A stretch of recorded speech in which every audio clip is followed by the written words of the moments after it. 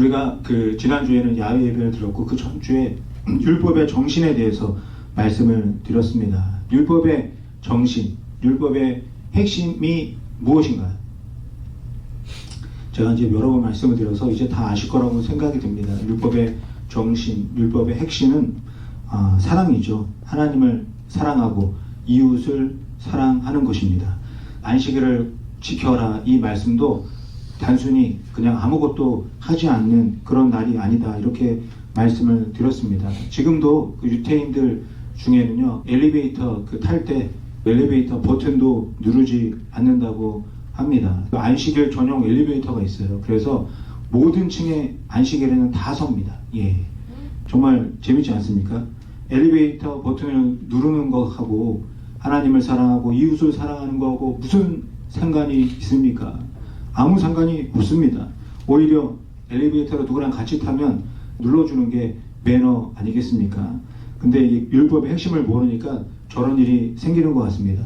부모를 공경하라. 이 율법도 마찬가지인 것 같아요. 율법을 지키기 위해서 말로만 나는 부모님을 공경했다 이렇게 했습니다. 부모님의 마음이 어떤 마음인지 헤아려 보지도 않았습니다. 부모님의 마음을 헤아리는 것보다 내가 율법을 지켰다, 지키지 않았다 이게 더 중요했던 것 같습니다. 사랑이 없으니까 이렇게 형식에만 집중하는 일이 생겨나게 됩니다. 부모님의 마음을 헤아리는 것이 사랑의 시작이라는 것을 알아야 합니다. 예수님이 율법의 핵심에 대해서 수도 없이 말씀을 하셨습니다. 그런데도 그 많은 율법학자들이 이 예수님의 말씀이 귀에 제대로 들어오지 않았던 것 같아요. 그래서 그 율법학자 중에 한 명이 예수님을 찾아와서 물어봅니다. 예수님, 계명 중에서 가장 크고 중요한 게 무엇입니까? 이렇게 물어보죠. 도대체 예수님이 몇 번을 말해야 알아들을까요? 그런데도 예수님이 또 말씀해 주십니다. 뭐라고 말씀하시냐면 가장 크고 첫째 되는 계명은 사랑이다. 똑같이 또 말씀을 해 주시죠. 그러면서 이번에는 예수님이 사마리아 사람 이야기를 더 해 주십니다. 누가복음 10장에 기록된 말씀인데요. 어느 한 사람이 길을 가다가 강도를 만나서 가지고 있던 것을 다 빼앗기고 강도에게 죽도록 맞아서 쓰러져 있었습니다. 그래서 그 쓰러져 있는 길에 사람들이 지나가죠. 첫 번째는 제사장이 지나가고요. 두 번째는 레위 사람이 지나가고 세 번째는 사마리아 사람이 지나갑니다. 그런데 제사장과 레위인들은 쓰러져 있는 사람을 보고도 그냥 지나쳐 버렸습니다. 왜 지나갔을까요? 쓰러져 있는 모습이 너무 끔찍해서 지나간 것이 아니죠. 아니면 그 사람이 너무 더럽고 냄새나서 그냥 지나간 것도 아닙니다. 그냥 지나간 이유는요. 율법을 지키기 위해서 그냥 지나갔습니다. 어떤 율법이냐면요. 그 레위기 22장에 기록되어져 있는데 제사장이나 레위인들은 제사를 드리기 전에 뭐 나병 환자나 또 피를 흘리는 환자나 시체를 만지면은 제사를 드릴 수 없다 이런 율법이 있습니다. 그래서 이 제사장과 레위인들은 손도 대지 않고 그 자리를 피해 갔습니다.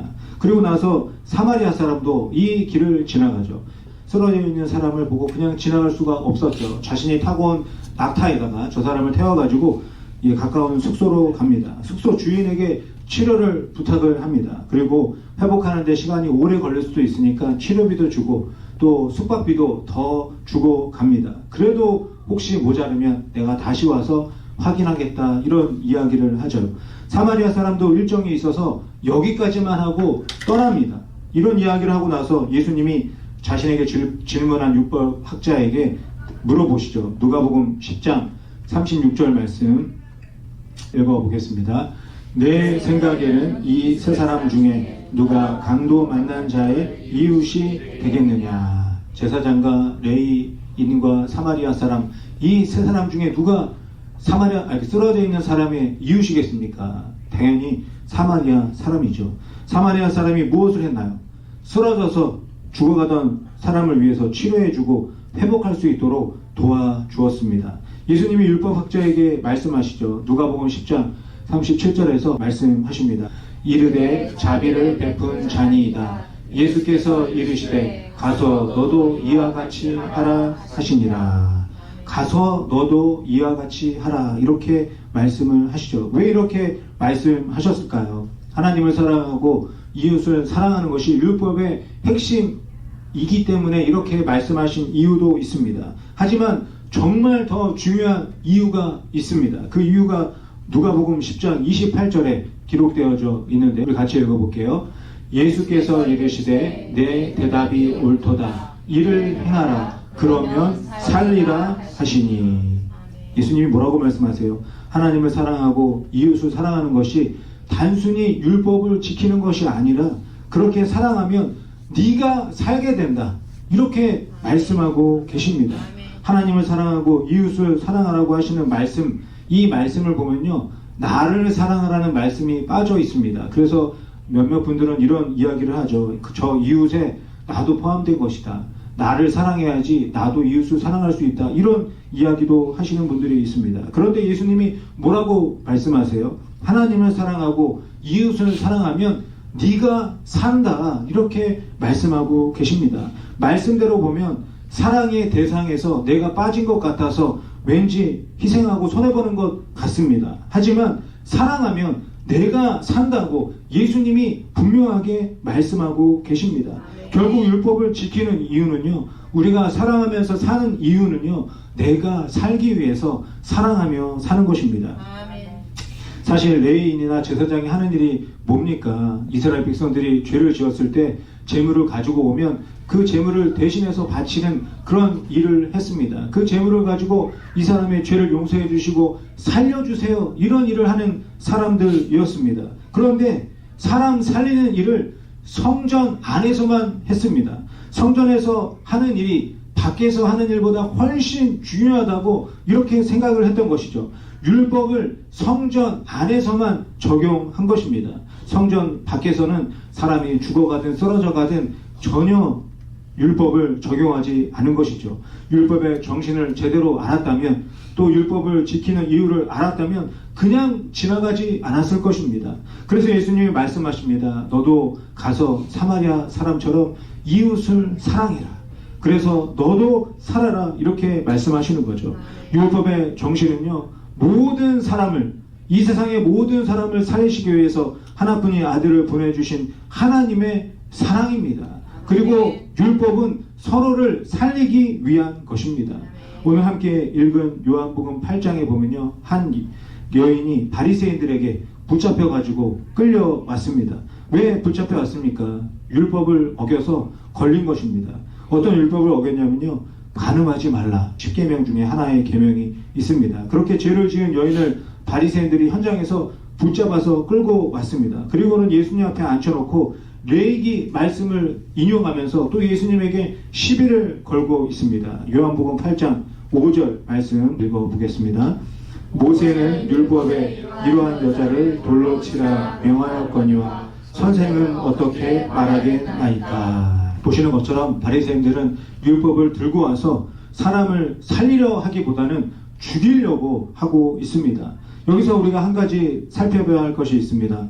모세가 이스라엘 백성들에게 율법을 주었습니까?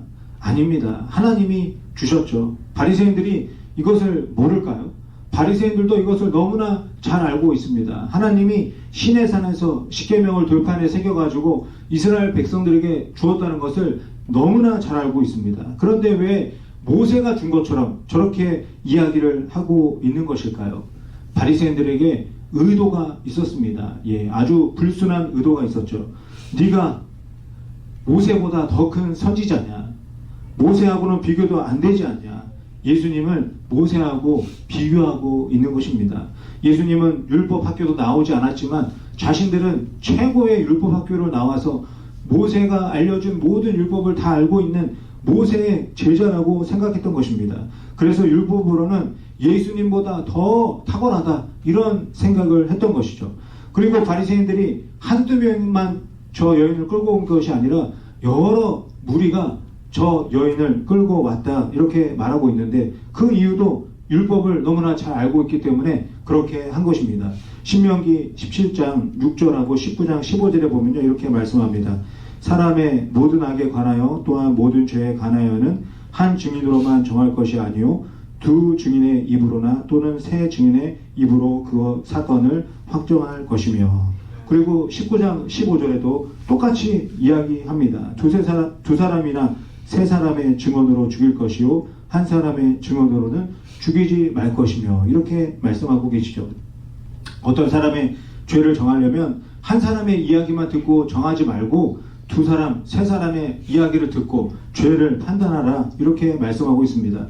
왜냐하면 한 사람 이야기만 들으면 잘못될 수가 있기 때문입니다. 이것을 알고 있던 바리새인들은요, 여인의 죄를 지적할 때 혼자만 이 여인을 끌고 오지 않았습니다.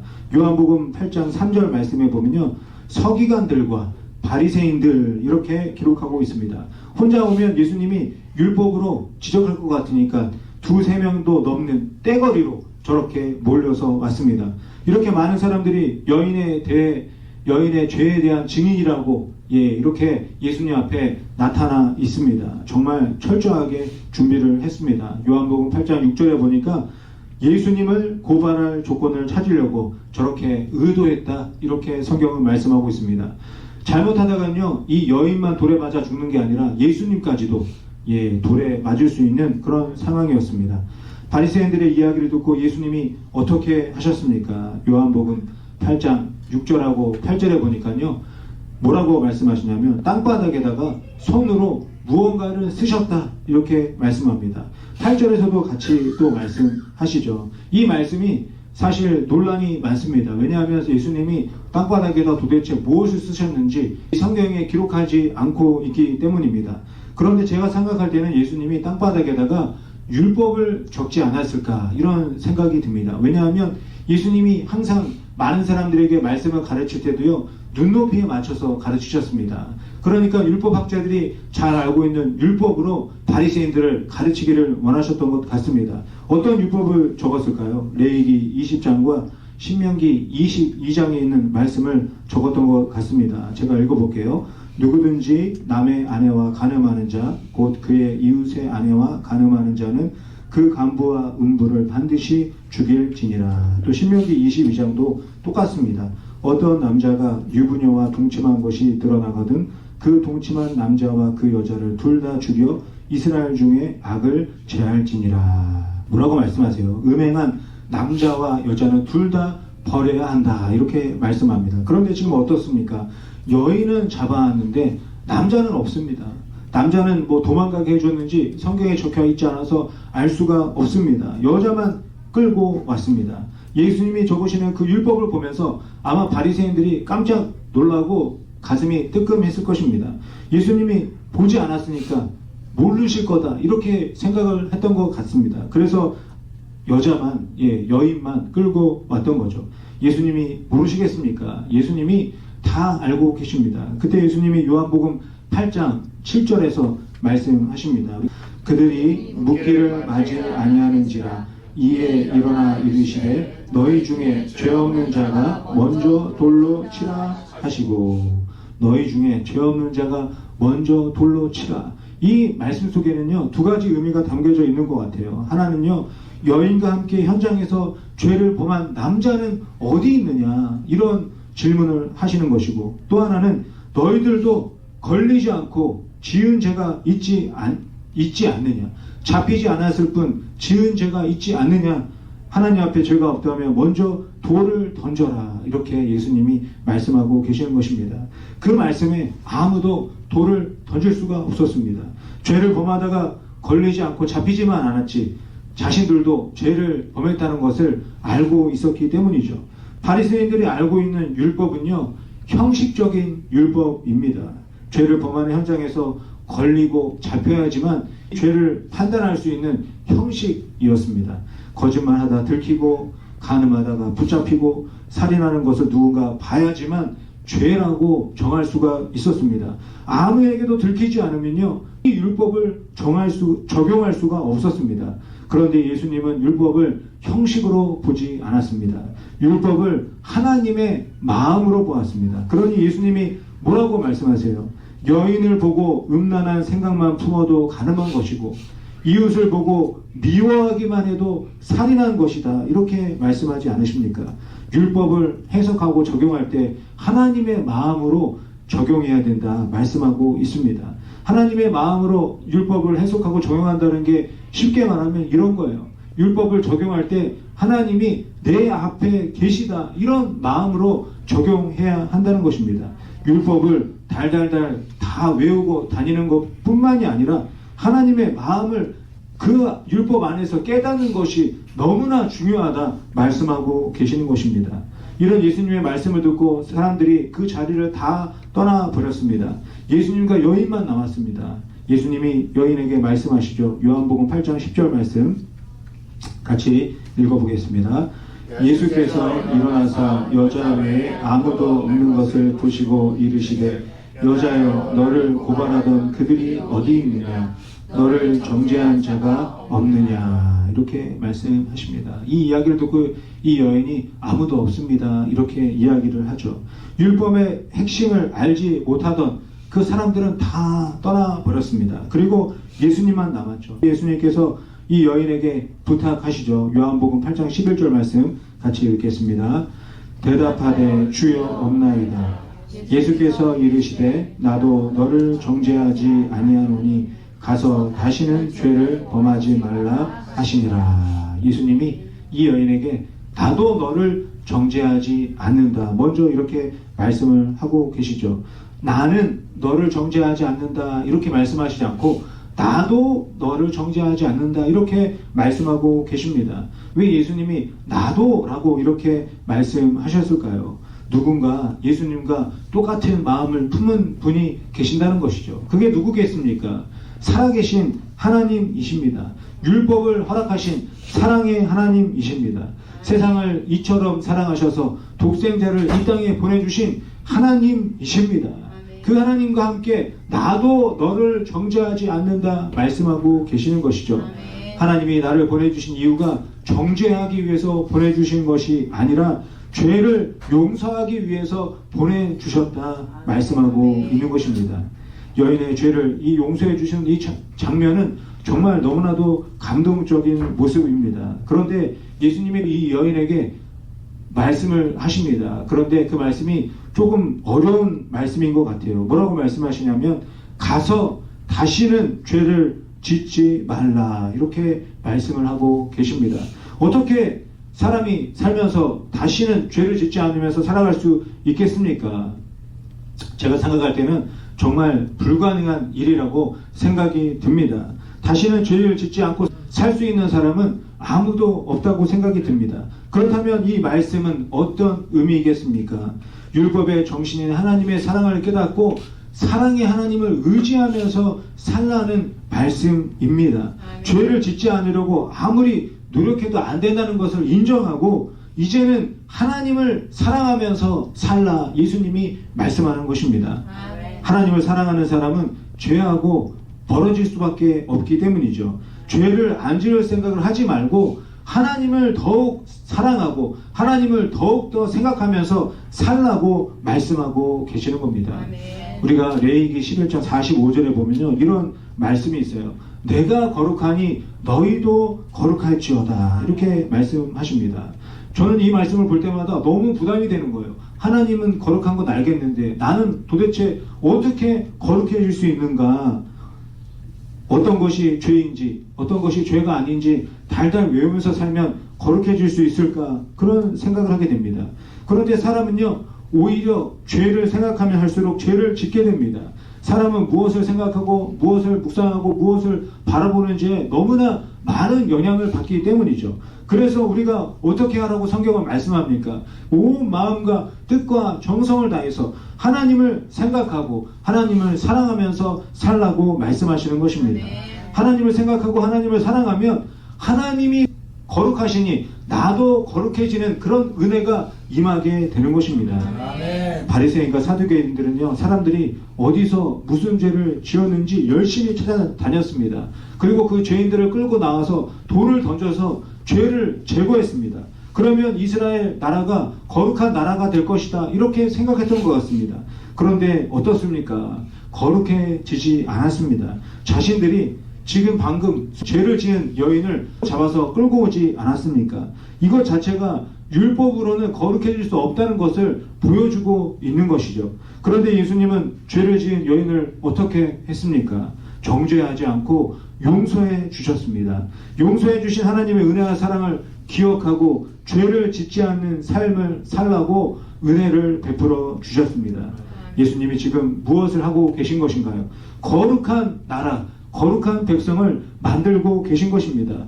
율법으로 죄를 지적해서 거룩해지는 것이 아니라 하나님의 은혜와 사랑으로 용서할 때 거룩해진다는 것을 예수님이 보여주고 계시는 것입니다. 예수님이 알려주신 그 기도, 주기도문에 이런 내용이 있습니다. 마태복음 6장 12절 13절 우리가 우리의 죄를 사하여 준 것 같이 우리의 죄를 사하여 주시옵고 우리를 시험에 들게 하지 마시옵고 다만 악에서 구하시옵소서. 시험에 들지 않고 악에 빠지지 않는 길이 무엇이라고 말씀하고 있습니까? 서로 용서하는 것이다, 이렇게 말씀하고 계십니다. 서로 용서할 때 우리가 시험과 악에 빠지지 않는다 알려주고 계시는 것이죠. 그리고 우리가 외우는 주기도문은 13절에서 끝나지만 바로 뒤에 14절 15절도 똑같은 말씀을 하고 계십니다. 우리 같이 6장 14절 15절 말씀 읽어보겠습니다. 너희가 사람의 잘못을 용서하면 너희 하늘 아버지께서도 너희 잘못을 용서하시려니와 너희가 사람의 잘못을 용서하지 아니하면 너희 아버지께서도 너희 잘못을 용서하지 아니하시리라. 예수님이 알려주신 기도예요. 계속 용서를 강조하고 계십니다. 왜 이렇게 용서하라고 하시는 것일까요? 용서를 통해 죄가 사해지고 하나님을 믿는 백성들이 거룩해지기 때문입니다. 사랑하는 성도 여러분, 예수님은 죄인과 함께하기 위해서 이 땅에 오신 하나님이십니다. 죄인들을 용서하시고 사랑과 은혜를 베풀어 주셔서 거룩한 하나님의 백성으로 회복시켜 주시기 위해서 이 땅에 오셨습니다. 내가 아무리 조심하고 조심해도 거룩하게 살 수 없는 죄인이라는 것을 인정하고 거룩하신 하나님을 바라보고 하나님을 따라가면 하나님의 거룩한 백성이 될 수 있다 알려주고 계십니다. 하나님의 은혜와 사랑으로만 내가 거룩해질 수 있다는 것이죠. 사랑하는 성도 여러분, 저와 여러분은 모두 다 용서받은 죄인입니다. 하나님은 죄는 미워하시지만 죄인은 용서해 주시고 사랑해 주십니다. 용서를 통해서 하나님의 백성들이 거룩해지기를 원하십니다. 용서받은 죄인들을 통해서 거룩한 하나님의 나라가 확장되기를 원하십니다. 저와 여러분이 이런 하나님의 마음, 하나님의 사랑을 항상 마음에 간직하며 살아야 할 줄 믿습니다. 죄를 평가하고 판단해서 이 세상이 거룩해지는 것이 아니라 하나님의 사랑으로 서로 용서해서 하나님의 거룩한 백성이 된다는 것을 잊지 말고 기억하시기를 바랍니다. 서로 사랑해서 내가 사는 은혜를 누리시기를 바랍니다. 서로 용서해서 내가 거룩해지는 놀라운 축복을 누리며 사시기를 바랍니다. 이 은혜와 사랑을 기억하고 거룩한 하나님의 백성으로 이 세상을 살아가는 저와 여러분이 되시기를 예수님의 이름으로 간절히 축원드립니다. 아멘.